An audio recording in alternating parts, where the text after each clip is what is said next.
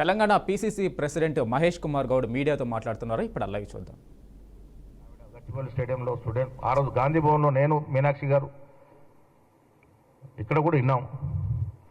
NSI మా బిందులో చెప్పినటువంటి మాటలు విన్నాం. వారు ఏ రకంగా రిక్వెస్ట్ చేస్తున్నారు విన్నాం. ఎస్, ప్రజాస్వామ్యంలో ప్రభుత్వం మాదైనా మేము ప్రజలు ఇచ్చే సూచనలు సలహాలు వింటా ఉన్నామంటే ప్రజాస్వామ్యమా కాదా? పోయిన కేసీఆర్ ప్రభుత్వం ఎలాంటిది ఉండేనా? ఎన్ని ఎకరాలు బుల్డోజ్ చేశారండి, ఎన్ని వేల ఎకరాలు బుల్డోజ్ చేశారు హైదరాబాద్లో. ఇదే కిషన్ రెడ్డి, ఇదే లక్ష్మణ్, ఇదే సంజయ్ గారు నోర్లు మూతలు పడలేదు. అప్పుడు ఇవాళ మాట్లాడుతూ ఉన్నారు. మాది ప్రజాస్వామ్యం కాబట్టి వినడానికి వచ్చింది మీనాక్షి నటరాజన్ గారు. వింటా ఉన్నాం, ఏం చేయాలో అలా ఆలోచిస్తూ ఉన్నాం. ఇవాళ ప్రస్తుతం కోర్టులో ఉంది అది. ఒక పేపర్లో వచ్చింది నన్ను వద్దన్నారని, మీనాక్షి గారు నన్ను వద్దన్నారని. నేను శ్రీరామనాయకు కోసం ఊరికి పోతా ఉంటే నెక్స్ట్ రోజు అది వద్దనే వాళ్ళు మొదటి రోజు అది వద్దనాలి కదా, మరి మొదటి రోజు నన్ను ఎందుకు కూర్చోబెట్టుకున్నారు? నేను మీనాక్షి కదా కలిసింది. సెకండ్ రోజు కూడా ఉండమంటే నేను ఉండట్లేదమ్మా, వంశీ ఉంటాడు నీతో చెప్పాను. నేను వంశపారంపర్యంగా మేము మా తండ్రి గారు కట్టిన గుడిలో పూజ కాబట్టి నేను పోవాల్సి వస్తూ ఉంది. శ్రీరామనవమి నేను ఉండలేకపోతాను, నేను అడిగి తీసుకున్నాను. నన్ను వద్దన్నదని ఒక పేపర్లో. దయచేసి మీ అందరికి ఒక రిక్వెస్ట్, తప్పులు చేస్తే ఎత్తి చూపే అధికారం మీకు ఉంది. అదే మీ డ్యూటీ. 4th ఎస్టేట్ వాళ్ళ డ్యూటీ అది. ఎత్తి చూపండి, తప్పులు చేసినప్పుడు ఎత్తి చూపండి. ఏ తప్పు చేయకుండా బట్టగాల్సి, అంటే రాజకీయ నాయకులు వేయడం వేరు, మీరు కూడా బట్టగాల్సి చేస్తారంటే ఎట్లా? వాస్తవాలు రాయండి, తప్పులుంటే కూడా రాయండి. మేము స్వాగతిస్తాం. ప్రజాస్వామ్యం ఇది.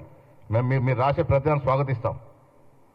తప్పులు రాసినప్పుడు డెఫినెట్గా స్వాగతిస్తాం. కానీ లేనిది ఉన్నట్టు, ఉన్నది లేనట్టు రాస్తే ఏమవుతుందంటే విలువలు పడిపోతాయి. దయచేసి అర్థం చేసుకోండి.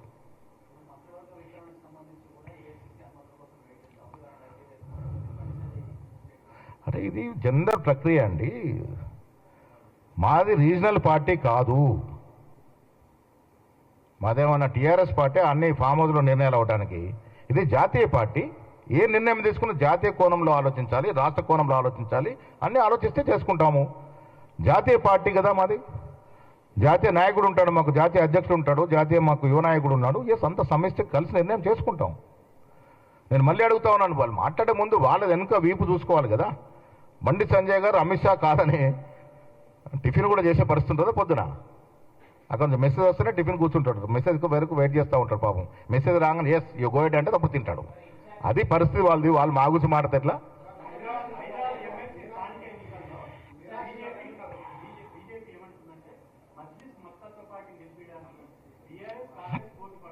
మేము ఎక్కడ చెప్పామా మజ్లిస్కి పార్టీకి మద్దతు ఇస్తున్నామని? మాకు సంఖ్య లేదు కాబట్టి మేము పోటీలో లేము. మాకు సంఖ్య లేదు కాబట్టి మేము పోటీలో లేము. మేము ఇంకా దాని మీద నిర్ణయమే తీసుకోలేదు మద్దతు విషయంలో. వారికి వారే ఊహించుకొని మాట్లాడుకుంటే ఎట్లా? వాళ్ళు ఏ మద్దతు ఉందని, ఏ మద్దతు దొరుకుతుందని మద్దతు సంఖ్య లేకుండా ఇలా నామినేషన్ వేశారు. ఇది తొండితనం కదా? సంఖ్య లేకుండా ఎట్లా నామినేషన్ వేశారు? ఎవరు మద్దతు తీసుకొని గెలుస్తామనుకో